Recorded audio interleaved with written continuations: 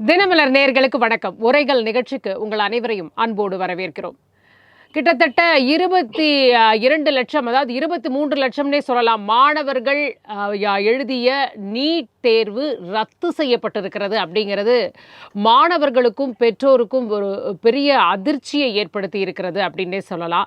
அதை தாண்டி ஏன்னா வினாத்தாள் கசிவு விவகாரம் தொடர்பாக இதை விசாரணை நடைபெற்று கொண்டிருந்தது. அதன் தொடர்ச்சியாக இந்த தேர்வு முழுவதுமாக ரத்து செய்யப்பட்டிருக்கிறது. மீண்டும் மறுதேர்வு நடத்தப்படும். அந்த தேதி ஒரு 10 நாட்களுக்குள் அறிவிக்கப்படும் அப்படின்னு சொல்றாங்க. நீட் தேர்வை பொறுத்த வரைக்கும் குளறுபடிகள் அப்படிங்கிறது இது ஒன்றும் இந்த ஆண்டு நடக்கல அப்படின்னு நம்ம பார்க்கிறோம்.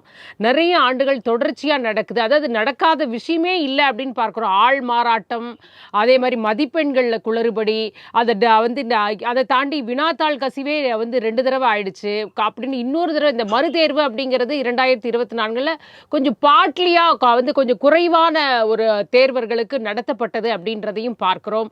இனிமே இது நடக்காதுன்னு சட்ட திருத்தம்லாம் கொண்டு வந்ததையும் பார்க்கிறோம். இதையெல்லாம் தாண்டி 2026 மீண்டும் நடந்திருக்கிறது நீட் தேர்வு. வினாத்தாள் கசிந்திருக்கிறது அப்படிங்கிறது தான். அப்படி இருக்கும்போது இந்த தேர்வு நடத்துகின்ற இந்த நேஷனல் டெஸ்டிங் சென்டர், அதாவது தேசிய தேர்வு முகமை அப்படிங்கிறது நேஷனல் டெஸ்டிங் ஏஜென்சி, இது ஏன் என்ன நடக்குது, எதனால இவங்களால இதை முழுமையாக கண்காணித்து ஒரு ஃபுல் ப்ரூஃபா இந்த எக்ஸாமை ஏன் நடத்த முடியல அப்படின்ற கேள்வி எல்லோர் மனதிலும் எழுந்திருக்கிறது. ஒருத்தர் கூடவா இதை யோசிக்கல? இந்த 9 ஆண்டுகள்ல எவ்வளவோ இன்னும் இந்த டெக்னாலஜியோட அட்வான்ஸ்மெண்ட்டோட எவ்வளவோ விஷயங்களை நம்ம செஞ்சிருக்கலாமே, ஏன் இதை நம்மால இன்னும் கொண்டு வர முடியல? இது பல பிரச்சனைகளை தொடர்ந்து, பல சர்ச்சைகளை, பல விவாதங்களை, பல கண்டனங்களை தொடர்ந்து மத்திய அரசுக்கு கொடுத்து கொண்டே இருக்கிறது. அப்படின்னும் பொழுது ஏன் இதில் இன்னும் உன்னிப்பாக இது கவனிக்கப்பட்டு சரி செய்யப்படவில்லை? இதை நடத்துவதற்கு ஒருத்தர் கூடவா இன்னும் சரியா அமையல அப்படின்ற கேள்வி எழுந்திருக்கிறது.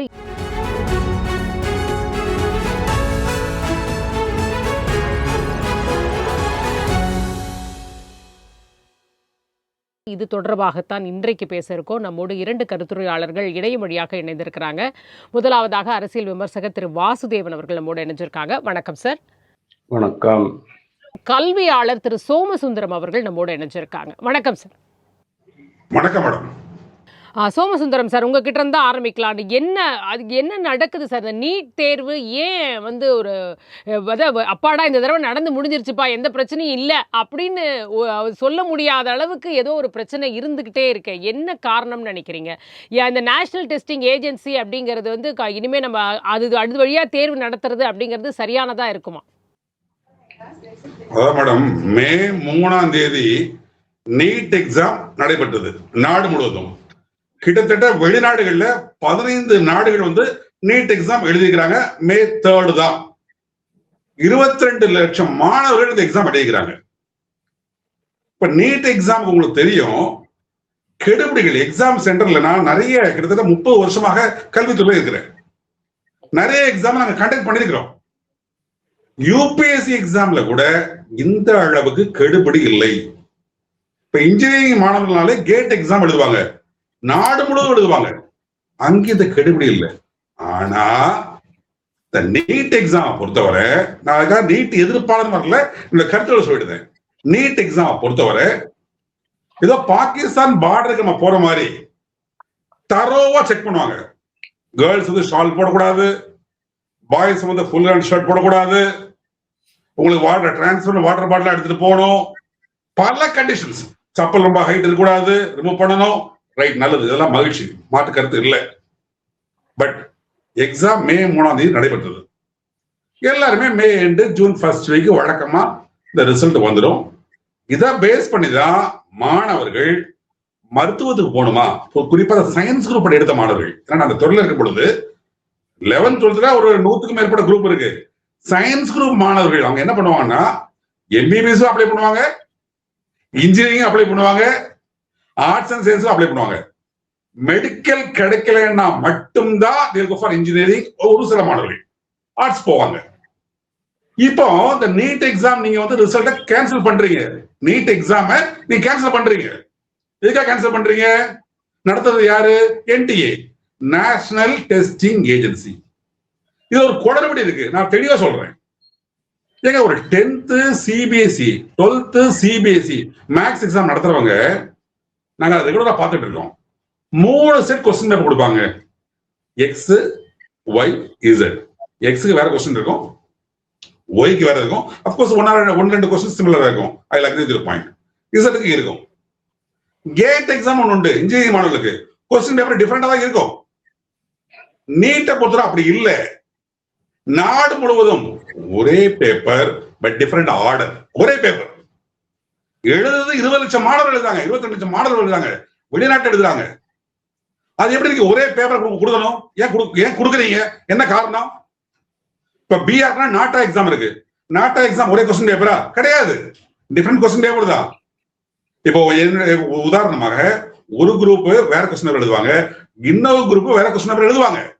ஆனால் உயிர் சம்பந்தப்பட்ட இந்த தேர்வு, மருத்துவ தேர்வு, நீட் எக்ஸாம் நாடு முழுவதும் ஒரே ஒரு கொஸ்டின் பேப்பர் பட் டிஃபரெண்ட். அதாவது நான் திரும்பி சொல்றேன், 180 கொஸ்டின் தான், மாட்டுக்கிறது இல்ல, டிஃபரெண்ட் ஆர்டர்ல இருக்கும். ஏதோ ஒரு சென்டர்ல லீக் ஆயிருக்கு. ராஜஸ்தான்லயோ சொல்றாங்க, கரெக்ட். இப்ப ராஜஸ்தான்ல லீக் ஆனதுக்கு ராயப்பேட்டையில ரீ எக்ஸாம் நடத்தினா என்ன அர்த்தம்? எங்க லீக் ஆகுதோ நீ கண்டுபிடிங்க.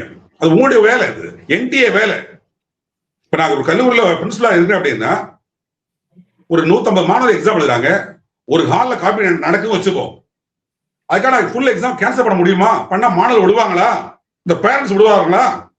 அது தவறானது. இல்ல, நீங்க ராஜஸ்தான்ல நடக்குது, சோசியல் மீடியா வழியா பரவி இருக்கு, நிறைய இருக்கலாம், பேஸ்புக் இருக்கலாம், இன்ஸ்டாகிராம் இருக்கலாம், ட்விட்டர் இருக்கலாம். அதுல யார் யார் இன்வால்வ் ஆயிருக்காங்க அதை கண்டுபிடிங்க. அவங்க மேல கடும் நடவடிக்கை எடுங்க.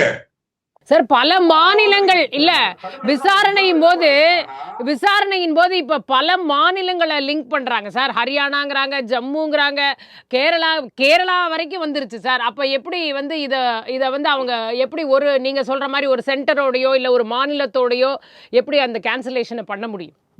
மேம், கேரளா உள்ள எல்லா மாநிலம் வராது. ஒரு சென்டர்ல அது ஒரு 10 மாணவர்கள் இருப்பாங்க. நீங்க அதை கண்டுபிடிக்கிறதா உங்களுடைய வேலை. அதுக்காக 22 லட்சம் மாணவர்களையும் நீங்க திருப்பி எக்ஸாம் எழுத சொல்றது, நீங்க ஸ்டூடெண்ட் சைடுல நீங்க பார்க்கணும் மேடம். ரொம்ப கஷ்டப்படுவாங்க. இப்பதான் நீட் எக்ஸாம் எழுதிட்டு முடிச்சிருக்காங்க. இப்பதான் முடிச்சிருக்காங்க. அவங்க வந்து அடுத்த கவுன்சிலிங் ரெடி ஆகிட்டு இருப்பாங்க. திருப்பி நீட் எக்ஸாம் இருக்கு, அது என்ன சொல்லிக்கிறாங்க? அப்ளிகேஷன் நீங்க பண்ண வேண்டாம், எக்ஸ்ட்ரா பேமெண்ட் வேண்டாம், அதெல்லாம் மகிழ்ச்சி. திருப்பி யார் எக்ஸாம் எழுதணும்? திருப்பி நான் ப்ரிப்பேர் பண்ணணும், திருப்பி நான் எக்ஸாம் சென்டருக்கு ஓடணும், என் பேரண்ட்ஸ் நான் டிராப் பண்ணணும். இது மன உளைச்சல். ஸ்டூடெண்ட்ஸ்க்கு மட்டும் இல்லைங்க, பேரண்ட்ஸுக்கு அதிக மன உளைச்சல். நான் ஒரு பேரண்டா நான் பேசுவேன். கண்டிப்பா என்கிட்ட நிறைய பேரண்ட்ஸ் போன் பண்றாங்க, என்ன அநியாயமா இருக்கு, என் ஒண்ணு வந்து இவ்வளவு மார்க் வந்து ரிவ்யூ பண்றாங்க, திருப்பி ரீ எக்ஸாம் சொல்றீங்க. ரீ எக்ஸாம்லயே திருப்பியும் ஒரு இடத்துல காப்பிடிக்கிறான் வச்சுப்போம், இன்னொரு எக்ஸாம் நடத்துவீங்க. எத்தனை ரீ எக்ஸாம் நீங்க நடத்துவீங்க? இது என்டிஏ உடைய தவறு. நான் நீட் வேண்டாம் சொல்ல, நீட் அது வேற கான்செப்ட், நீட் வேணும் அது வேற கான்செப்ட். நடத்துறத சரியா நீங்க நடத்தல, அது கடும் கண்டனத்துக்குரியது. இதற்காக 22 லட்சம் மாணவர்களும் திருப்பி எக்ஸாம் எழுதணும். அந்த 15 வெளிநாடுகளும் அவங்களும் எழுதுவாங்க, திருப்பி எக்ஸாம் எழுதுவாங்க. எனக்கு தெரிஞ்சு மேடம், எனக்கு தெரிஞ்ச ஒரு ஐடியா என்ன சொல்லுவோம் அப்படின்னா, நீ கண்டுபிடிக்கிறது உங்க கடமை, தாராளம் கண்டுபிடிக்கலாம். நீங்க எல்லாம் டெக்னாலஜி வயசு ரொம்ப அழகா வளர்ந்தோம். இப்ப எங்க கல்லூரியிலேயே ஒரு சின்ன தவறு இருந்ததுன்னா ரொம்ப அழகா நாங்க ஈஸியா ட்ரேஸ் பண்ணித்தான் ஆகணும். அதுக்கு ஒரு டீம் போடுவோம், அதுக்கு ஒரு சிஸ்டம் வச்சிருப்போம், எங்க லீக் ஆயிருக்கு. அதுக்காக என்டையர் எக்ஸாம்ஸ் நாங்க கேன்சல் பண்ண முடியாது, பண்ண கூடாது, பண்ணது ரைட்ஸும் கிடையாது. இது ஒண்ணு. இது என்ன பண்ணலாம் அப்படின்னா, ஒருவேளை வரேன் சார். இப்ப என்ன பண்ணலாம்? இல்ல சோமசுந்தரம் சார், என்ன பண்ணலாங்கிறத நம்ம அப்புறம் பேசுவோம். இந்த இடத்துல நான் வந்து வாசுதேவன் சார் கிட்ட கேட்க நினைக்கிறது, அதாவது இது ஒன்று சார் சொல்ற மாதிரி பல எக்ஸாம்ஸ் வந்து எழுதுறாங்க, வந்து நேஷன் வைடு தேசம் முழுவதுமே பல எக்ஸாம்ஸ், என்ட்ரன்ஸ் எக்ஸாம்ஸ் எழுதுறாங்க. நீங்க கிளாட் எடுத்துக்கலாம், கியூட் எடுத்துக்கலாம், ஜேஇ எடுத்துக்கலாம், பல எக்ஸாம்ஸ் வந்து எழுதுறாங்க. ஆனா ஏன் இந்த நீட்டை மட்டும் நம்மால முறைகேடின்றி வந்து ஏன் நடத்த முடியல? இதுக்கு காரணம் வந்து இதுக்கு வந்து யாருமே இன்ன வரைக்கும் பொறுப்பேற்றுக்க மாட்டேங்கிறாங்க. ஒரு ஹை லெவல்ல இதற்கு வந்து யாருமே அக்கௌண்டபிலிட்டி எடுத்துக்க மாட்டேங்கிறாங்களே. இது முதல்ல சரியானதா சார்? வாசுதேவன் சார் வணக்கம். கண்டிப்பா இதுக்கு வந்து யாராவது ஒரு பொறுப்பு கூறல் எடுத்துக்கணும், பொறுப்பு ஏற்றுக்கணும். 2024 அந்த லீக் ஆச்சு, நம்ம பார்த்தோம். அது எப்படி லீக் ஆச்சு அப்படிங்கிறது தெரியும். ஹசாரிபாக்ல இருந்து ஆரம்பிச்சது. பீகார்ல.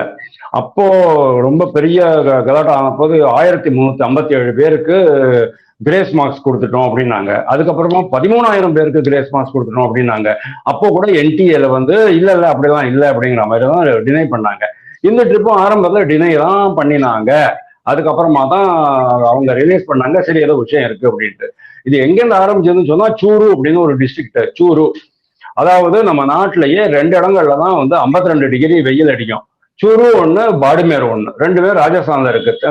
இந்த தார் பாளையம் வந்தது பக்கத்துல. அங்கதான் வந்து ஒரு பிடிஎஃப் ஃபைல் வந்து சர்க்குலேட் ஆகிட்டு இருக்கு. என்னமோ நம்ம இந்த இதெல்லாம் இருக்கு போட்ட மாதிரி இருக்கே, அதானே இந்த பபுள் ஆன்சர் ஷீட் போட்டிருப்பாங்களா, அது மாதிரி இருக்கேன்னு பார்த்த உடனே இது எங்கடா வந்ததுன்னு சொல்லிட்டு அங்க ஒரு ராஜஸ்தான்ல ஒரு டாஸ்க் ஃபோர்ஸ் இருக்கு, போலீஸ்ல ஏலைட் டாஸ்க் ஃபோர்ஸ் இருக்கு. அவங்க அதை கண்டுபிடிச்சு சொல்றாங்க இது மாதிரி ஏதோ விவகாரம் இருக்குன்னு சொன்ன உடனே அவங்க வந்து செக் பண்ணி பாக்குறாங்க. செக் பண்ணிட்டு உடனே தெரியுது, ஓகே 3ஆம் தேதிக்கு முன்னால இருந்தே சர்க்குலேட் ஆகிட்டு இருக்கான். ஆமா அப்படின்னு தெரிஞ்சு போச்சு அவங்களுக்கு. அதுக்கு வந்து அவங்க யார் இது பண்றாங்கன்னு சொன்னா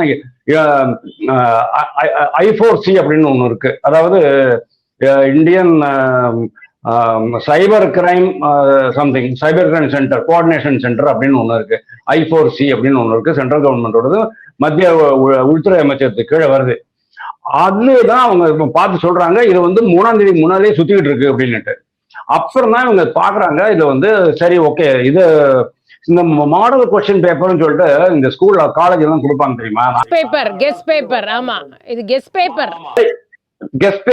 கெஸ் பேப்பர் அப்படின்ற ஒண்ணு இப்ப கொடுக்குறாங்க. அந்த கெஸ் பேப்பர்ல 400 கேள்விகள் இருக்கு. அந்த 400 கேள்விகள் 120 கேள்வி அப்படியே அச்சு அசலா என்ன பேப்பர்ல வந்ததோ அதே மாதிரி இருக்கு.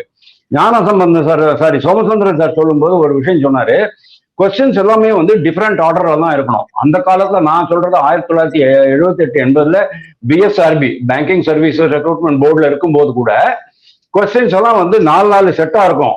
முதல்ல 10 செட்டு, ரெண்டாவது 10லேருந்து 11லேருந்து 20, 21லேருந்து 30, இதெல்லாமே மாறி மாறி வரும். சொல்லிட்டு முன்னால இருக்கிறவன் பார்த்து நான் காப்பி அடிக்க முடியாது, அந்த மாதிரி தான் இருக்கும்.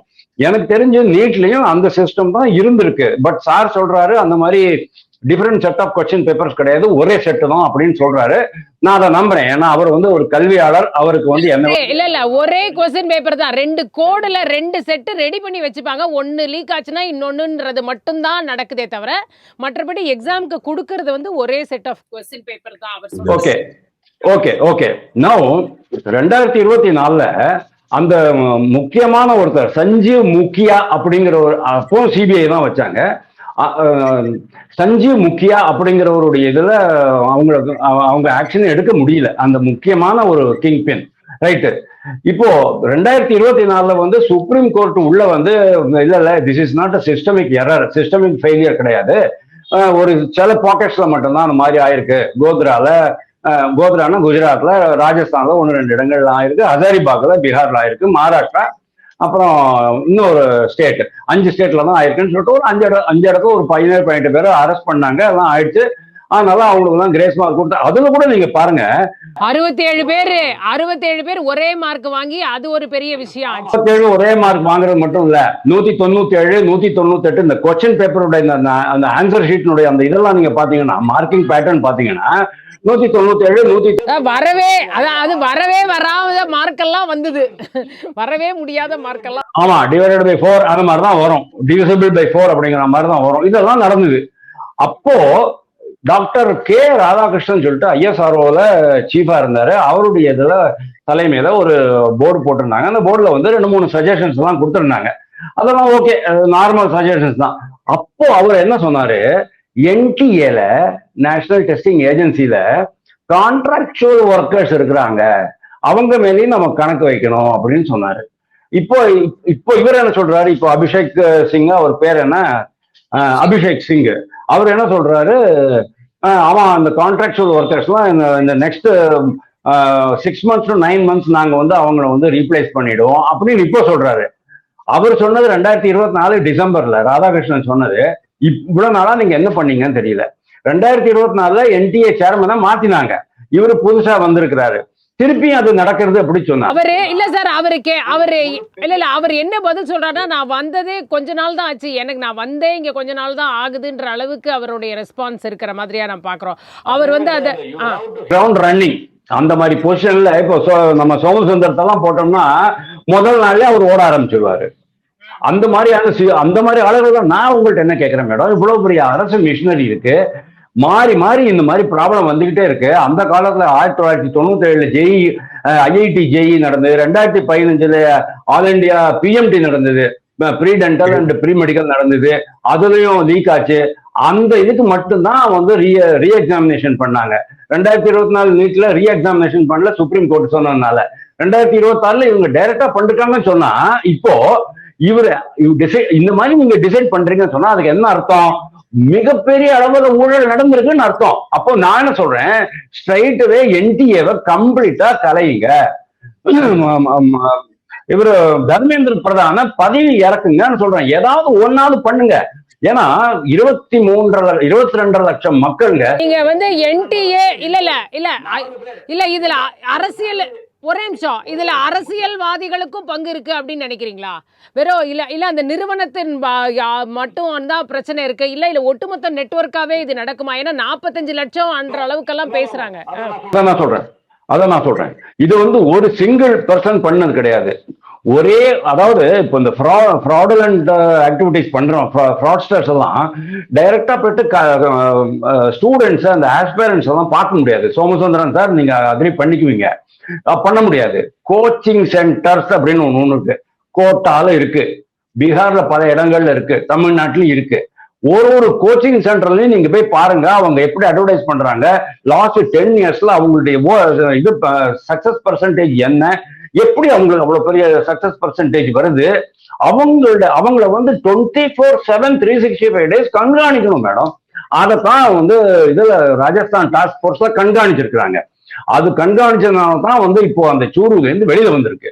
ஆனா இவ்வளவு பண்ணிட்டு கூட, இவ்வளவு கண்காணிச்ச பிறகும் கூட இது நடக்கிறது அப்படின்னு சொன்னா சிஸ்டமிக் இல்ல. தேர்வுக்கு முன்னாடி கண்காணிக்க வேண்டியது தேர்வுக்கு அப்புறம் கண்காணிச்சு என்ன யூஸ் இருக்கு? 24/7 அவங்க கண்காணிச்சுட்டு இருக்காங்க. அதாவது ராஜஸ்தான்ல மட்டும் பண்ணக்கூடாது, இது ஆல் இண்டியா லெவல்ல பண்ணணும். ஒண்ணு, கோச்சிங் சென்டர்ஸ்னுடைய ப்ராஃபிட் அண்ட் லாஸ் அக்கௌண்ட் எடுத்து பார்க்கணும்.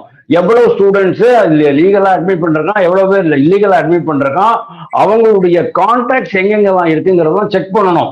ஏன்னா யாருமே வந்து பாருங்க, இந்த விஷயம் நடந்தது கோச்சிங் சென்டர்ஸ் மூலமா தான் 100% நடந்திருக்க முடியுமே தவிர இண்டிவிஜுவலா ஒரு அப்ப மத்திய அரசு மத்திய அரசோட இன்னபிலிட்டி, மத்திய அரசோட நிர்வாக தோல்வி இந்த விஷயம் அப்படிங்கறத ஒத்துக்கலாமா? எஸ், இது வந்து மோடி அரசினுடைய மிகப்பெரிய நிர்வாக தோல்வி. இவ்வளவு பெரிய அரசு எந்திரத்தை வச்சுக்கிட்டு உங்ககிட்ட ஒரு 10 நல்ல ஆபீசர்ஸ், எஃபிஷியன்ட் ஆபீசர்ஸ் கிடைக்கலன்னு சொன்னா ரொம்ப கேவலமா இருக்கு. கவர்மெண்டே ரிசைன் பண்ணிட்டு போட்டோம் சொல்றேன் நான். ஏன்னா 24 லட்சம் குழந்தைகள் மட்டும் இல்ல, இன்டூ 4 அவங்களுடைய பேரண்ட்ஸ், அவங்களுடைய தங்க, அக்கா, அவங்களுடைய அண்ணன், எல்லாரும் 75 லட்சம் மக்கள்னே வச்சுக்கலாம். 75 லட்சம் பேர் ஏற்பட்டிருக்கும். நீங்க பாருங்க எவ்வளவு பொருளாதார செலவு ஏற்பட்டிருக்கும். அவன் கடன் வாங்கிட்டு வேலை பண்ணிட்டு இருப்பான். 1 கோடி ரூபாய் 1.5 கோடி ரூபாய் கோச்சிங் கொடுத்துருப்பான். இவன் 15 லட்சம் ரூபாய்க்கு அவன் பேப்பரை வித்துட்டு அவன் வந்து எக்ஸாம் எழுதிட்டு நாளைக்கு வந்து அரசு மருத்துவமனையில டாக்டர் போயிருவான். அரசு மருத்துவமனையில இந்த மாதிரி தகுதியற்ற டாக்டர்கள் தான் நீங்க கொண்டு வந்து வைக்க போறீங்க. இந்த மாதிரி பண்றதுனால இதை வந்து பாருங்க, குற்றவாளிங்கிறவன் வந்து போலீஸை விட அதிகமா யோசிக்கிறவன், குற்றவாளியை விட அதிகமா யோசிக்கிறவன் தான் போலீஸ். அப்போ நீங்க தான் ஒரு ஸ்டெப் ஆல்வேஸ் அஹெடா இருக்கணுமே தவிர பின்தங்கி இருக்க கூடாது. குற்றங்களை தடுக்கணும்னு சொன்னா அவன் இப்படி பண்ணுவான். நான் சொல்றேன் மேடம், நான் கூட ஒரு இன்விஜிலேட்டரா இருந்திருக்கேன் பல சமயங்கள்ல. எங்கிட்டையும் கொஸ்டின் பேப்பர்ஸ் எல்லாம் வந்திருக்குது. நான் பேங்கிங்ல இருந்த போது என்னுடைய வால்ட்லயே கொஸ்டின் பேப்பர்ஸ் எல்லாம் வரும். இப்போ கூட சமீபத்தில் ஸ்டேட் பேங்க் ஆஃப் இந்தியால நீட் கொஸ்டின் பேப்பர்ஸ் எல்லாம் எங்க வீட்டுக்காரங்க தான் எடுத்து கொடுத்தாங்க. எனக்கு தெரியும் எவ்வளவு சிஸ்டம் ப்ரொசீஜர் இருக்கு, என்ன ஒரு செக்யூரிட்டி அப்பாரட்டஸ் இருக்கு அப்படின்னுட்டு. இவ்வளத்தையும் மீறி அவங்க பண்றாங்க அப்படின்னு சொன்னா எங்க லீக் ஆகுது அப்படிங்கிறது அந்த மிகப்பெரிய. ஆனா இது வந்து சோமசுந்தரம் இந்த தடவை பிரிண்டிங் பிரஸ் சொல்றாங்க, சாதாரணமா சால்வ் பண்ணலாம் மேடம். அங்க இருக்கிறவங்க இன்காம்பிட்டன்ட் தகுதியற்றவர்களை ரைட் ஓகே ஓகே. வந்து சோமசுந்தரம் சார், அதாவது நீங்க வந்து இந்த இப்போ நிறைய நம்ம வந்து அட்வான்ஸ்டு டெக்னாலஜி நம்ம கிட்ட இருக்குன்னு பாக்குறோம். இப்போ நீட் தேர்வை பொறுத்த வரைக்குமே நான் வந்து ஆரம்பத்துல இருந்து அந்த கொஸ்டின் பேப்பர் தயாரிக்கிறதுல இருந்து கொஸ்டின் பேப்பரை நான் வந்து டிசைட் பண்றது ஒருத்தர், அப்புறம் செட் பண்றது ஒருத்தர், அப்புறம் ஒரு 13 டிரான்ஸ்லேட்டர்ஸ், அதுக்கப்புறம் அதை வந்து 7 நாளைக்கு முன்னாடி தான் அதை வந்து எல்லாமே டிஜிட்டல் ஃபார்மேட்ல சீக்ரெட் கோட்ல தான் அந்த வச்சே இருக்காங்க. கொஸ்டின் பேப்பரை 7 நாளைக்கு முன்னாடி தான் பிரிண்டே பண்றாங்க அப்படின்றதையும் பார்க்கிறோம். அதை தொடர்ந்து டிஸ்ட்ரிபியூஷன்லயும் ஜிபிஎஸ் ட்ராக்கிங் இருக்குன்னு பார்க்குறோம். இப்போ இதெல்லாம் தாண்டி இன்னைக்கு என்ன சொல்லியிருக்காங்க அப்படின்னா, பிரிண்டிங் ப்ரெஸ்ல இருந்து இது நாசிக்ல இருந்து லீக் ஆகியிருக்க கூடும் அப்படின்னு இப்போ பண்ணி ஒருத்தரை கைது பண்ற அளவுக்கு ஒரே ஒருத்தர் மேல மட்டும் ஒருத்தரை கைது பண்ற அளவுக்கு போயிருக்கு. அப்ப இது எப்படி நீங்க இவ்வளவையும் தாண்டி ஒண்ணு நடக்குது அப்படின்னா அந்த இடத்துல நம்ம வந்து என்ன செய்யணும்னு நீங்க நினைக்கிறீங்க? எப்படி இந்த தடுக்க முடியும்? அதாவது இந்த மாணவர்கள் எப்படி இந்த நம்பி இதை எழுதலாம் அப்படின்னு முடிவுக்கு மாணவர்களோட நம்பிக்கையை எப்படி ரெஸ்டோர் பண்ண முடியும்னு நினைக்கிறீங்க நீட்டை பொறுத்த வரைக்கும்? இது நண்பர் ரொம்ப தெளிவா சொன்னார், சிறப்பா சொன்னார், அதை மாற்று கருத்தே இல்லை. அதாவது 22 லட்சம் மாணவர்கள் கிடையாது, அவங்க பேரண்ட்ஸ், அவங்க ரிலேஷன் கிட்டத்தட்ட 1.5 கோடி பேரு. இது நாடு முழுக்க கிடையாது, கிட்டத்தட்ட வெளிநாடுகள்லயும் 15 நாடுகள்ல இந்த நீட் எக்ஸாம் எழுதுறாங்க. இப்ப அங்கேயும் கேன்சல் ஆயிருக்கு. இப்ப நாங்களும் நீட் எக்ஸாம் நடத்திருக்கோம். இப்ப நான் வந்து கவர்மெண்ட் எக்ஸாம் நடத்துறேன், நீட் எக்ஸாம் நடத்துறோம். ஒரு கொஸ்டின் பேப்பரை உதாரணமா கவர்மெண்ட் எக்ஸாம் அப்படின்னா 10 மணிக்கு எக்ஸாம் ஸ்டார்ட் ஆகுது அப்படின்னா, ஆக்சுவலி ஒரு ஆர்டினரி கவர்மெண்ட் எக்ஸாம் 8:30 மணிக்கு தான் நாங்க பேங்க்ல போய் கொஸ்டின் பேப்பர் நாங்க எடுக்க முடியும். 8:30க்கு நல்ல கவனிச்சிருக்கேன். எடுத்துட்டு 9 மணிக்கு அந்த சென்டருக்கு வருவோம். 9 மணிக்கு வந்துட்டு ஜியோ டேக்ல நாங்க போட்டோ எடுக்கணும். 9:30க்கு போட்டோ எடுக்கணும். நான் மட்டும் இல்ல, சீஃப் சூப்பரண்டென்ட் மட்டும் கிடையாது, கூட 2 பேர் இருக்கணும். அந்த பார்சல் பிரிக்கப்படவில்லை, அதுதான் அதுல ஆதாரம். கரெக்டா 9:30க்கு ஒரு போட்டோ எடுத்துட்டு அதுக்கப்புறம் தான் நீங்க ஓபன் பண்ண முடியும். அதுல ஒரு 30 பார்சல் இருக்கும். 30 ரூமுக்கு போவோம். அங்கேயும் கரெக்டா 10 மணிக்கு தான் அந்த அசிஸ்டன்ட் சூப்பரண்டென்ட் ஓபன் பண்ண முடியும். எல்லாமே ஒரு சிஸ்டம் கம்ப்ளீட்டா இருக்கு. ஆனா கரெக்டா இதெல்லாம் கரெக்டா நடக்குது, இதெல்லாம் கரெக்டா தான் நடக்குது. இங்க எங்கேயும் பிரச்சனை வரல. எங்க பிரச்சனைனா பிரிண்ட் பண்ற இடத்துல இருந்தே பிரச்சனை வருது அப்படின்னும் போது இது எப்படி சரி பண்றோம்? பிரிண்டிங் பிரச்சனை நடக்குது அப்படின்னா, நான் ஏற்கனவே சொல்லியிருந்தேன், இந்த கேட் எக்ஸாம் நீங்களும் அழகா சொன்னீங்க, CLAT exam, ICAR exam, agriculture exam எல்லாத்துக்குமே different question paper, totally different. GATE exam பொறுத்தவரை மெக்கானிக்கல் வேற கொஸ்டின் பேப்பர், சிவிலுக்கு வேற, சிவில் ஸ்டூடெண்ட்ஸ்க்கு எனக்கு வேற பேப்பர், இன்னொருத்துக்கு வேற பேப்பர், எல்லாத்துக்கும் வேற பேப்பர். ஆனால் நீங்க உயிர் சம்பந்தப்பட்ட இந்த தேர்வு நீட்டை பொறுத்தவரை நாடு முழுக்க ஒரே கொஸ்டின் பேப்பர், டிஃபரெண்ட் ஆர்டர். லாங்குவேஜை பொறுத்தவரை 10க்கும் மேற்பட்ட மொழிகள்ல கொஸ்டின் பேப்பரா பிரிண்ட் பண்றாங்க. அதை மாற்றுக்கிறது இல்ல. தமிழ்ல இருக்கு, தெலுங்குல இருக்குது, அதே போல மலையாளம்ல இருக்குது, அதுக்குள்ள நான் போக வேண்டாம். ஆனால் கொஸ்டின் சேமான சேம், டிஃபரெண்ட் ஆர்டர். ஒரு இடத்துல ஒரு தவறு நடந்ததுன்னா ஈஸியா சோசியல் மீடியா வழியாக நீங்க லீக் பண்ணலாம். 2 வருஷத்துக்கு முன்னால நடந்தது. 2 வருஷத்துக்கு முன்னால என்ன ஒரு கொடுமை அப்படின்னா, நீட் ரிசல்ட் அனௌன்ஸ் பண்றாங்க. அனௌன்ஸ் பண்ணும் பொழுதே தவறு. நல்ல படிக்கிற மாணவனுக்கு மார்க் குறைவா சொல்றாங்க, மார்க் குறைவா எடுத்தவனுக்கு நல்ல மார்க் சொல்றாங்க. சொல்லிட்டு 1 ஹவர்ல திருப்பி ரிசல்ட் போடுறாங்க. நல்லா படிச்சுங்க மேடம். இப்ப நான் ஒரு காலேஜ்ல இருக்கிறேன், இல்ல ஒரு ஸ்கூல்ல இருக்கிறேன், ஒரு பையன் நான் மார்க் சொல்றேன் அவுட் ஆஃப் 100 95 சொல்லிட்டு, சாரிப்பா நீ 95 இல்ல 45 தான், அந்த பையனோ அந்த பேரண்ட் விடுவாங்களா? விட மாட்டாங்க. இது 2 வருஷத்துக்கு முன்னால அபிஷியலாவே அவங்க தவறு பண்ணாங்க. அப்பவும் இதே போல நம்ம மீடியாக்களை பேசணும், கடும் கண்டன குரல் எழுந்தது. சரி, அட்லீஸ்டா அதையாவது அவங்க மாறுவாங்க பார்த்தா இன்னைக்கு எக்ஸாமே தைரியமா கேன்சல் பண்ணிக்கிறாங்க. திருப்பி எக்ஸாம் எழுதுங்க இருக்காங்க. இதுக்கு நம்ம சார் சொன்ன மாதிரி என்னால கடுமையான வார்த்தையை பயன்படுத்த முடியல. அந்த மத்திய கல்வி அமைச்சர் தான் பொறுப்பெடுக்கணும், என்டிஏ பொறுப்பெடுக்கணும், ஒரு திறமை வாய்ந்த அதிகாரிகள் இருக்கணும். இந்த எக்ஸாம் கூட உங்களால நடத்த முடியல அப்படின்னா எந்த எக்ஸாம் நடத்த போறீங்க? உங்களால நடத்த முடியாது. மீண்டும் நடத்த மாணவர்களுக்கு சந்தேகம் வரும், நம்ம எழுதணுமா, திருப்பி இன்னொரு தடவை எழுத வேண்டியிருக்குமா? இல்லைங்க, நீ இப்போ எக்ஸாம் சென்டர் எங்க போடுறீங்க? அதாவது அவன் கிராமத்தை உட்காந்துருக்கான், கிராமத்துல இருந்து எனக்கு தெரிஞ்சு திருநெல்வேலிக்கு ஓடணும், மதுரைக்கு ஓடணும். அப்ப அந்த மாணவன்ல எவ்வளவு பாதிக்கப்படுவான் அந்த பேரண்ட்ஸ். அது கேர்ளா இருப்பாங்க, கேர்ள்னா அப்பா அம்மா போய் டிராப் பண்ணணும். சில குழந்தைகளை பொறுத்தவரை அப்பா அம்மா வெளியூர்ல வேலை பார்ப்பாங்க, இதுக்கு அவங்க லீவ் போட்டு வரணும். சரி, கவர்மெண்ட்ல ஒர்க் பண்றவங்க, நல்ல பிரைவேட்ல சம்பளம் வாங்குறவங்க பரவாயில்ல, தினக்கூலிகளுடைய குழந்தைகளை என்ன செய்வாங்க? நீங்க பண்ற தவறுக்கு 22 லட்சம் மாணவர்களா பொறுப்பெடுக்க முடியும்? இது கடுமையான கண்டனத்துக்குரியது. நீங்க உங்க சிஸ்டம் திருப்பி எக்ஸாம் நடத்தும் போதாவது தயவு செய்து டிஃபரெண்ட் கொஸ்டின் பேப்பர் நீ கொடுக்கணும். என்ன பொறுத்தவரை ஏன் அதை பத்தி யோசிக்கலன்னு நினைக்கிறீங்க? ஏன் அதை பத்தி யாருமே ஒரு சஜஷன் கொடுக்கல, யோசிக்கலன்னு நீங்க நினைக்கிறீங்க? ஏன்னா நீங்க சொல்ற பாயிண்ட் ரொம்ப வேலிடான பாயிண்ட் இருக்கு. நிறைய கொஸ்டின் பேப்பர் இருந்தா எதுன்னு தெரியாது, என்னன்னு கொடுக்கறது அப்படி தெரியாது. சோ இல்ல ஏன் இதை யாருமே சஜஸ்ட் பண்ணல? கொஸ்டின் பேப்பர் அடிக்கிறேன், நான் எப்படி லீக் பண்ண முடியும்? ஏன்னா நீங்க கிட்டத்தட்ட 30க்கு மேற்பட்ட பேப்பர்ஸ் நீங்க அடிக்கிறீங்க. நீங்க 30 பேப்பரை நீங்க படிக்கிறதுக்கு ஃபுல் பேக்கா படிச்சிடலாம். இப்ப நீங்க காலேஜ் பசங்கிட்டே அவன் என்ன கேட்பானா, சார் நாளைக்கு இந்த மெக்கானிக்கல்ல இல்ல பிசிக்ஸ்ல எந்த கொஸ்டின் வரணுமா, கரெக்ட் கொஸ்டின் கொடுத்தா படிப்பான். நீங்க வந்து ஒரு 10 கொஸ்டின் கொடுத்தா, சார் அதுக்கு நானே ஃபுல் புக்கை படிச்சிடறேன் சார் அப்படின்றான்.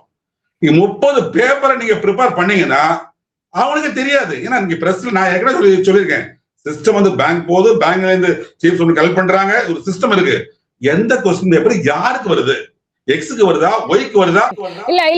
இல்ல இன்னொரு கேள்வி இருக்கு. இதுக்குள்ள இன்னொரு கேள்வி இருக்கு. இப்ப நீங்க ஜேஇக்கு பாத்தீங்கன்னா 4 செட் ஆஃப் பேப்பர்ஸ் நம்ம பார்க்கிறோம். அதுல ஹார்டு, மீடியம் ஹார்டு, டிஃபிகல்ட்னு எல்லாம் ஒரு ரேஞ்சுக்கு அது கொஸ்டின் வெளியில வந்ததுக்கு அப்புறமா அதை டிசைட் பண்ணி அதுக்கேத்த மாதிரி அந்த மார்க்கை வந்து டிஸ்கவுண்ட் பண்ணிலாம் அதுல கொடுக்க வேண்டிய அவசியங்கள் வருது. ஆனா இதுல பாத்தீங்கன்னா கிட்டத்தட்ட 22 லட்சம் பேருக்கு மேல எழுதுறாங்க எக்ஸாம். சோ அப்படி ஒரு அப்போ வந்து ரொம்ப காம்ப்ளிகேஷன் ஆயிடாதா சார்? ரொம்ப மதிப்பெண்களை இங்க குறைக்கணும், அங்க ஏத்தணும், இப்படி இதுனா இப்ப 4 1ஓட அப்படியே முடிஞ்சிருது இல்ல? இப்ப இதுல வந்து அந்த டிஸ்கவுண்ட் பண்ண வேண்டிய அவசியம் இல்லாம போகுது இல்ல? அந்த மாதிரி ஒரு பிரச்சனை வராம இருக்குல்ல? எல்லாத்துக்கும் பேப்பர்னா தவறு நடப்பதற்கு வாய்ப்புகள் மிக மிக அதிகம். நீங்க டிஃபரெண்ட் பேப்பர்ங்கும் பொழுது கண்டிப்பா தவறு வராது. நீங்க ஏன் கொஸ்டின் பேப்பரை தவறா பிரிண்ட் பண்றீங்க? நீங்க நல்ல ஒரு ஃபேக்கல்டி, நல்ல எக்ஸ்பர்ட் ஃபேக்கல்டி வச்சு பேப்பரை ப்ரிப்பேர் பண்ணுங்க. அதான் உங்க டியூட்டி. அது கூட பண்ண காலேஜ் எக்ஸாம் நடத்துறேன் அப்படின்னா ஒரு மெக்கானிக்கல் சிவில்னா நல்ல எக்ஸ்பர்ட்டை வச்சு தான் ப்ரிப்பேர் பண்ணணும். உங்களோட எக்ஸாம் முடிஞ்ச உடனே என் டியூட்டி என்னன்னா அந்த பசங்க கேட்கணும், கொஸ்டின் பேப்பர் எப்படி? அவன் சொல்லுவான், sir out of portion question paper தப்புனா அவன் உண்மை சொல்லிடுவான். தப்புன்னா அசிஸ்டன்ட் ப்ரொஃபசர் நான் மெமோ கொடுத்துருவேன். அவன் அடுத்த செட் பண்ண விட மாட்டேன். இதுதான் அவங்களுடைய கடமை. இது அந்த என்டிஏ கடமை. இது ஒருவேளை கொஸ்டின் பேப்பர் தவறா இருந்ததுன்னா அவங்களை கொடுத்து ஒரு சிவியர் வார்னிங் கொடுத்துடணும். நீங்க எதுவுமே பண்ணல, நீங்க ஒரே கொஸ்டின் பேப்பர் கொடுக்குறீங்க, டிஃபரெண்ட் லாங்குவேஜ் கொடுக்குறீங்க. அப்போ ஒரு பிரிண்டிங் ப்ரெஸ் தவறு இருந்ததுன்னா என்டையர் கண்ட்ரியை பாதிக்கும். கண்ட்ரினா மாணவர்களையும் பெற்றோர்களையும் அதிக அளவில் பாதிக்குது. இது அட்லீஸ்ட் இனி வர நடத்தக்கூடிய தேர்வு இல்லையாது, நான் ரீ எக்ஸாம் ஆதரிக்கவே இல்லை, இனி நடத்தக்கூடிய தேர்வு இல்லையாது மினிமம் 10 பேப்பர்ஸ் கொடுங்க. நீங்க கேட் எக்ஸாம் இருக்குங்க, எதுக்கு நீட்டுக்கு மட்டும் ரைட்? ஓகே, புரியுது புரியுது புரியுது. Expensive, very important. Engineering seat வந்து எக்ஸ்பென்சிவா இல்ல, அக்ரி வந்து எக்ஸ்பென்சிவா இல்ல, ரைட்? 1 crore வரை போகுது. சரி, இதுதான் தவறு நடக்குது. Right sir, okay.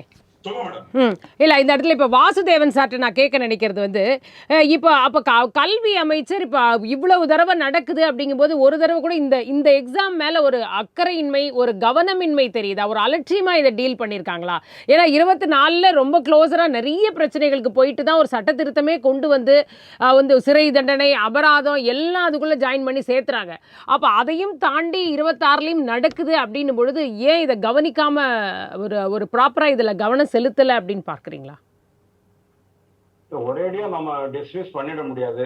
இவர் யாரும் உங்க வேலையை செய்யல அப்படின்னு சொல்ல முடியாது. எல்லாருக்கும் அந்த பொறுப்பினுடைய சுமை, அந்த பதவியினுடைய பொறுப்பினுடைய சுமை இருக்கத்தான் இருக்கும், இல்லாம இருக்காது, சீரியஸ்னஸ் இருக்கும். ஆனா எங்க மிஸ்டேக் நடக்குதுங்கிறத இவங்க இன்னும் கொஞ்சம் கூட சீரியஸா எடுத்துக்க வேண்டியதா இருக்கும். ஃபார் எக்ஸாம்பிள், நான் முதல்ல சொன்ன மாதிரி இது ஒரு long network. It is not an individual thing. ஒரே ஒரு ஆள் பண்றது கிடையாது. ஒரு பெரிய நெட்வொர்க் வச்சிருப்பாங்க. அந்த நெட்வொர்க் வழியா தான் இவங்க போயிருப்பாங்க. அந்த நெட்வொர்க்கை மோப்பம் பிடிக்கிறது ஒரு பெரிய விஷயமே கிடையாது. எல்லாமே கோச்சிங் சென்டர்ஸ்னுடைய இதெல்லாம். ஏன்னா நான் அந்த காலமே பாத்துறேன். 1982 83ல மதுரையில நான் இருந்த போது கூட, நான் அந்த காலேஜ் பேரெல்லாம் சொல்ல விரும்பல, அங்க வந்து ஒரு மோல் இருந்தாங்க. அந்த மோல் வழியா போனீங்கன்னு சொன்னா உங்களுக்கு எல்லாம் கிடைக்கும் அப்படிங்கிறது எனக்கு தெரிஞ்சிருந்தது. நாங்களாம் அதுக்கு போகல, அது வேற விஷயம். ஸோ எல்லா இடத்துலையுமே இருக்கும், இல்லாம இருக்காது. மோரோவர் இப்போ சார் சொன்ன மாதிரி நீங்க வந்து it is not a question of only papers. இப்போ வந்து டிஜிட்டலைசேஷன் வந்த பிறகு என்ன ஆகுறதுன்னு சொன்னா, நீங்க வந்து பல லெவல்ல உங்களுக்கு வந்து செக்யூரிட்டி செக்ஸ் இருக்கும். செக்யூரிட்டி லெவல் அப்படின்னு இருக்கும். Level 1, level 2, level 3, level 4. அதே மாதிரி உங்களுக்கு வந்து plan A, plan B, plan C, plan டிங்கிற மாதிரி 4 செட்டு 5 செட்டு கொஸ்டின் பேப்பர் செப்பரேட்டா இருக்கும். கடைசியில எந்த கொஸ்டின் பேப்பர் நீங்க வந்து செலக்ட் பண்றீங்க, ரிலீஸ் பண்றீங்க அப்படிங்கிறது ஒரே ஒரு சின்ன குழுவுக்கு மட்டும்தான் தெரியும். அந்த குழுவில் இருக்கிறவங்க வந்து அப்பழுக்கற்ற அதிகாரிகளாக இருக்கணும். அப்போதான் முடியும். அதே மாதிரி நீங்க சொன்ன மாதிரி இந்த பிரிண்டிங் பிரஸ் ஆகட்டும், ஜிபிஎஸ் ட்ரிவன் டிரான்ஸ்போர்டேஷன் ஆகட்டும், இது எல்லாமே கூட வந்து செகண்டரி தான். அதெல்லாம் ஒரு செகண்டரி தான், ஜாஸ்தி ப்ராப்ளம் கிடையாது. பட் இன்னைக்கு வந்து என்டிஏ இந்த இவ்வளவு பெரிய எக்ஸாமை கேன்சல் பண்றது, முழுக்க கேன்சல் பண்றது, ரீ எக்ஸாம் வைக்கிறது அப்படின்னு சொன்னா தட் மீன்ஸ் டேமேஜ் ரொம்ப பெரிய அளவில் இருக்கும் அப்படின்னு நான் நினைக்கிறேன். அப்போ இது வந்து ஒரு சின்ன இண்டிவிஜுவல் லெவல்ல பண்ணக்கூடிய சமாச்சாரம் கிடையாது. சும்மா ஒரு வாட்ஸ்அப் குழுல நீ வந்து பேப்பரை போட்ட ஒரு 100 பேரை 200 பேரை வந்து ஷேர் பண்ணினா அந்த மாதிரி இருக்காது. நேஷனல் லெவல்ல ஏதோ பிரச்சனை ஆயிட்டு இருக்கு. இது வந்து இன்வெஸ்டிகேஷன் பண்ணதான் இது தெரியும். நாளைக்கு இவங்க என்ன பண்ணணும், இந்த என்டையர் செட்டப் காலேஜ் விட்டு புது செட்டப் போட்டாதான் முடியும். ஏன்னா எங்கேயாவது ஒருத்தன் எங்கேயாவது ஒரு லீக் பண்ணிட்டே தான் இருப்பான். நான் என்ன சொல்றேன், இப்ப தீ இருக்கு இல்லையா, தீ பிடிச்சிட்டு சொன்னா கடைசி வரைக்கும் அதை வந்து கிளியர் பண்ணும். அப்பதான் அந்த தீ திருப்பியும் எழுந்து வராது, டேமேஜ் பண்ணாது. அதே மாதிரிதான் இந்த விஷயங்கள், எஸ்பெஷலி இந்த மாதிரி பெரிய அளவுல பாதிக்கப்படக்கூடிய, ஏன்னா 1 கோடி பேர் பாதிக்கப்பட்டிருக்காங்கன்னு சொன்னா இட்ஸ் நாட் அ ஜோக். இப்போ என்னை பொறுத்த வரைக்கும் நீங்க கேட்டது என்ன, தண்டனை பயப்படுறதில்ல, யாருமே தண்டனைக்கு பயப்படுறது இல்லை. உடனே நம்ம நீதித்துறை என்ன பண்றாங்க, ஒரு வாரம் கழிச்சு உங்களுக்கு வந்து பெயில் கொடுத்து வெளில அனுப்பிச்சிடுறாங்க. அதுக்கப்புறமா அந்த கேசஸ் நடந்துகிட்டு இருக்கும். 2024 கேசஸ் தான் வரவே இல்லையா வெளியில. அதனால சட்டத்தை பத்தி நம்ம யாருக்குமே பயம் கிடையாது. சட்டம் மிக பயங்கரமா கடுமையாக்கப்படும். வந்து நான் பயங்கிறது இதை போடணும். இந்த மாதிரியான சட்ட திருத்தம் கொண்டு வந்த பிறகுதான் இது வந்து பண்ண முடியும். Okay right. நமக்கு டைம் ரொம்ப ஷார்ட்டா இருக்கு. நான் ரொம்ப குயிக்கா வரேன். சோமசுந்தரம் சார், அப்ப நீட் தேர்வே வேண்டாம் அப்படின்ற ஒரு முடிவுக்கு நம்ம வந்துடலாமா? இது தேவையில்லைப்பா, நம்ம +2 அடிப்படையிலேயே போயிடலாம் அப்படின்ற அந்த பழைய முடிவை நோக்கி நம்ம போயிடலாமா? இல்ல மேடம், எனக்கு அதுல மாற்று கருத்து இருக்கு மேடம். இந்த வருஷம் வேணும்னா ரீ எக்ஸாம் நடத்த வேண்டாம். 12ஆம் வகுப்பு மதிப்பெண் அடிப்படையில இந்த வருஷம் நீங்க அட்மிஷன் கொடுக்கலாம். அது எனக்கு உடன்பாடு. ஆனால் நீட் எக்ஸாம் தேவையில்லைன்னு சொல்ல மாட்டேன். ஏன்னா நீட் எக்ஸாம் வருவதுக்கு முன்னால நிறைய பிரைவேட் மெடிக்கல் காலேஜஸ், பேர் சொல்ல விரும்பல, ஒவ்வொருத்தருக்கும் தனித்தனியாக நம்ம என்ட்ரன்ஸ் எக்ஸாம் எழுதணும். ஒவ்வொருத்தரும் 2500 ரூபாய் ஃபீஸ் வாங்குவாங்க அந்த காலத்துல. இப்பெல்லாம் 5000 ரூபாய் ஃபீஸ், என்ட்ரன்ஸ் ஃபீஸ். கிட்டத்தட்ட 40க்கும் மேற்பட்ட மருத்துவ நுழைவுத் தேர்வுல எழுத வேண்டும். இதெல்லாம் ஒருங்கிணைச்சுதான் இந்த எய்ம்ஸ், ஜிப்மர் எல்லாத்தையும் ஒருங்கிணைச்சுதான் நீட்னு கொண்டு வந்தாங்க. அதுல எனக்கு மாற்றுக்கிறது, நீட்டு சிறப்பு தான், அத ஒழுங்கா இவங்க நடத்தணும். ஆனா சார் இப்ப பாருங்க, இல்ல கோச்சிங் தான் இங்க நீட்டை பொறுத்த வரைக்கும் சொன்னாங்க. கோச்சிங்க்கு கட்டுற பணம் நிறைய பேர் வந்து கடன் வாங்கி வந்து நகையை வந்து வித்து கட்டுறாங்க அப்படின்ட்டு. இப்ப இந்த ரீ எக்ஸாமுக்கு ரெஃப்ரெஷ் பண்ணணும்னு இப்ப கிராஷ் கோர்சஸ் ஆரம்பிச்சிட்டாங்களா நிறைய கோச்சிங் சென்டர்ஸ்ல. இப்ப அதுக்கு திரும்ப பணம் கட்டணும்ன்ற சுமை இப்போது அடிஷ்னலாக இந்த வருஷம் பெற்றோர்களுக்கு வந்திருக்கு. அப்போ எல்லாரும் யோசிக்கிறது என்னன்னா, அப்போ ஓகே, அப்ப நீட்டு வந்து தேவையா? அப்ப நீட்டு ஒரு வருடம் விடாமல் ஒரு முறைகேடு, ஒரு குளறுபடி நடந்துகிட்டு இருக்கு அப்படின்னா அப்ப அந்த ஏன் நம்ம அதை ஃபாலோ பண்ணிட்டு இருக்கணும் அப்படின்ற, ஏன்னா மத்திய அரசும் கண்ட்ரோல் பண்ண முடியாத ஒரு நிலைமையில இருக்கிறத பார்க்கிறோம். யார் மேலே யாரையும் வந்து ரெஸ்பான்சிபிள் ஆக்கி யாருமே இப்போ வரைக்கும் பெரிய அளவில் ராஜினாமாவும் பண்ணல, பதவி விலகலை. ஏன் நான் வந்து என்டிஏவோட சேர்மன், டிஜி அவங்க லெவலில் கூட யாரும் இதுக்கு வந்து ஒரு பொறுப்பேற்றுக்கலாம் நம்ம பார்க்கிறோம். அப்போ ஏன் அதை நோக்கி போகணும்? மாணவர்கள்கிட்டே இந்த கேள்வி வந்திருக்கிறது. போராட்டம் கூட நேற்றைக்கு இந்த ரத்துக்கு அப்புறம் அங்கே நடந்திருக்கு நார்த்தில். அவங்க அப்ப இந்த மாதிரியான விஷயங்கள் எல்லாம் மாணவர்களே எழுப்பி இருக்கக்கூடிய ஒரு காட்சிகளை வந்து நம்ம பார்க்க நேருது. அப்ப எதுக்காக சார் வேணும் நீட்? இல்ல மேடம், இதுக்காக நீட் எக்ஸாமே தேவையில்லைன்னு சொல்றது எனக்கு அதுல உடன்பாடு இல்ல. எதுக்காக கொண்டு வந்து உங்களுக்கு தெரியும், இந்த நிறைய மாவட்டங்கள்ல, நாமக்கல், கிருஷ்ணகிரி, ஒரு சில மாவட்டங்கள்ல 11th 12th நடத்திடுவாங்க. 2 வருஷமா அந்த பையன் 12th படிப்பான். அந்த பையன் நிச்சயமா நல்ல மார்க் வாங்கிடுவான், மெடிக்கல் போவான், ஃபர்ஸ்ட் செமஸ்டர் ஃபெயில் ஆயிடுவான், செகண்ட் செமஸ்டர் ஃபெயில் ஆயிடுவான். ஏன்னா அவனுக்கு வந்து பேசிக் ஃபவுண்டேஷன் கிடையாது. ஃபவுண்டேஷன் தான் 11th. 12th வந்து அப்ளிகேஷன். இப்படி தமிழ்நாட்டுல நிறைய நடந்தது. தமிழ்நாட்டுல மட்டும் இல்ல, பல ஸ்டேட்ல. அதற்காக தான் என்ன பண்ணாங்கன்னா ஒரு நீட்னு கொண்டு வரணும். அப்பதான் மாணவர்கள் வந்து 11th படிப்பாங்க, 12th படிப்பாங்க, கெமிஸ்ட்ரி படிச்சு கொண்டு வந்தாங்க. அது வரவேற்கத்தக்கது. நிறைய நுழைவுத்துறை நம்ம எழுத வேண்டியிருக்கோம். எஸ்ஆர் எழுதணும், விஐடி எழுதணும், நிறைய பிரைவேட் காலேஜ் சொல்றேன். ஒருங்கிணைத்து ஒரு தேர்வு சிறப்பு. கோச்சிங் சென்டர் பத்தி அழகா சொன்னீங்க சார், ரொம்ப தெளிவா சொன்னாரு. மேடம் இப்போ நிறைய பிரைவேட் ஸ்கூல்ஸ் பகல் கொள்ளடிக்கிறாங்க. இது உண்மையாக கடும் கண்டனத்துக்குரியது. 6th ஸ்டாண்டர்ட்ல இருந்து நீட் கோச்சிங் ஆரம்பிக்கிறாங்க. நான் 30 வருஷமா இந்த கல்வித்துறை இருக்கிறேன்.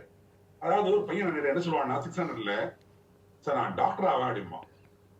9th வருவான், வந்தோடனே சார் எனக்கு பயாலஜி கஷ்டமா இருக்கு சார், வேணாம் சார் நான் இன்ஜினியர் ஆயிடுது அப்படிமா. 11th 12th முடிப்பான், சார் மேத்ஸ் ரொம்ப கஷ்டமா இருக்கு சார் நான் லா போறேன்மா. நீங்க எப்படி 6th ஸ்டாண்டர்ட்ல இருந்து நிறைய மெட்ரிகுலேஷன் ஸ்கூலும் சரி சிபிஎஸ்இ ஸ்கூலும் சரி ஸ்கூலுடைய வேலை என்ன? ஒரு பையன் தோல்வியை சந்திச்சா அந்த தோல்வியிலிருந்து வரக்கூடிய உத்திகளை கற்றுக் கொடுக்கணும் தான் பள்ளிக்கூடம். அவனுடைய திறமைகளை வளர்க்கும் இடம் தான் பள்ளிக்கூடம். அவனுக்கு அறிவுரை சொல்லிக் கொடுக்கும் இடம் தான் பள்ளிக்கூடம். அன்னைக்கு பள்ளிக்கூடம் நிறைய பள்ளிக்கூடம் பயிற்சி கூடமா ஆயிடுச்சு. நீட் ஜேஇ இது மிகப்பெரிய பிசினஸ். அது எப்படி நீங்க 6th ஸ்டாண்டர்ட்ல நீங்க ஆரம்பிப்பீங்க? அது உங்களுக்கு எப்படி பெர்மிஷன் கொடுத்தாங்க? தமிழக அரசு பள்ளி கல்வித்துறைக்கு இது பொறுப்பு இருக்கு. எந்த ஸ்கூல்லுமே கோச்சிங் சென்டர் நடத்தவே கூடாது.